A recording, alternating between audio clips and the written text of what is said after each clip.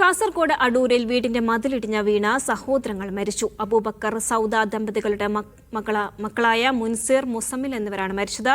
9-11 വയസ്സുള്ള കുട്ടികളാണ് മരിച്ചത്. അപകടത്തിൽ പരിക്കേറ്റ 14-കാരനെ ആശുപത്രിയിൽ പ്രവേശിപ്പിച്ചു. മണ്ണിടിഞ്ഞതാണ്. ഇവിടെ സൈഡിൽ ചെറിയൊരു ഷെഡ് പോലെ ഉണ്ടായിരുന്നു, കട പോലെ വെച്ചിട്ട് അതിലുണ്ടായിരുന്ന 3 കുട്ടികളാണ് അപകടത്തിൽപ്പെട്ടത്. മഴ തുടർന്നുണ്ടായിരുന്നു.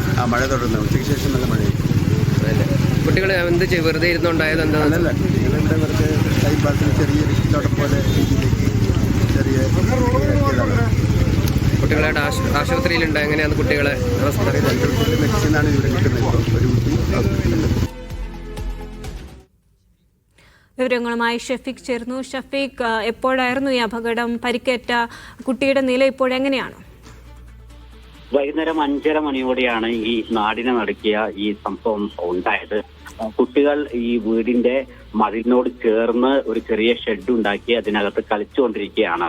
ഈ മതിൽ പൂർണ്ണമായും തകർന്നു വീണത്. ഈ ഷെഡിന് മുകളിലേക്ക് ഈ കല്ലും മണ്ണും വീണപ്പോൾ ആ കുട്ടികൾ അതിനകത്ത് പെടുകയായിരുന്നു. വലിയ ശബ്ദത്തോടുകൂടി ആണ് ഈ മതിൽ ഇടിഞ്ഞു വീണത്. ആ ശബ്ദം കേട്ട് ഓടിയെത്തിയ നാട്ടുകാരാണ് കുട്ടികളെ രക്ഷാപ്രവർത്തനം നടത്തിയത്. അബൂബക്കർ സൗദ ദമ്പതികളുടെ 2 മക്കൾ മുസമ്മിലും അതോടൊപ്പം മുൻസിറുമാണ് ഈ സംഭവത്തെ മരിച്ചത്. ഇതിൽ മുസമ്മിൽ സംഭവ സ്ഥലത്ത് വെച്ച് തന്നെ മരണപ്പെട്ടു. മുൻസിറിനെ ആശുപത്രിയിലേക്ക് കൊണ്ടുപോകുന്നതിനിടയിലാണ് മരണം സംഭവിച്ചത്. ഇവരുടെ കൂടെ കളിച്ചുകൊണ്ടിരിക്കുന്ന കൂട്ടുകാരനുണ്ടായിരുന്നു. ആ കൂട്ടുകാരൻ വത്തീഫിന്റെ വീട്ടിനോട് ചേർന്നാണ് ഈ കുട്ടികൾ ഇങ്ങനെ ഒരു ചെറിയ ഷെഡ് ഉണ്ടാക്കി അതിനകത്ത് കളിച്ചുകൊണ്ടിരുന്നത്. അപ്പോഴാണ് ഈ അപകടം സംഭവിച്ചത്. വത്തീഫിന് ഗുരുതരമായ പരിക്കുണ്ട്. പരിക്ക് ഏറ്റ വത്തീഫ് ഇപ്പോൾ ഒരു സ്വകാര്യ ആശുപത്രിയിൽ ചികിത്സയിലാണുള്ളത്.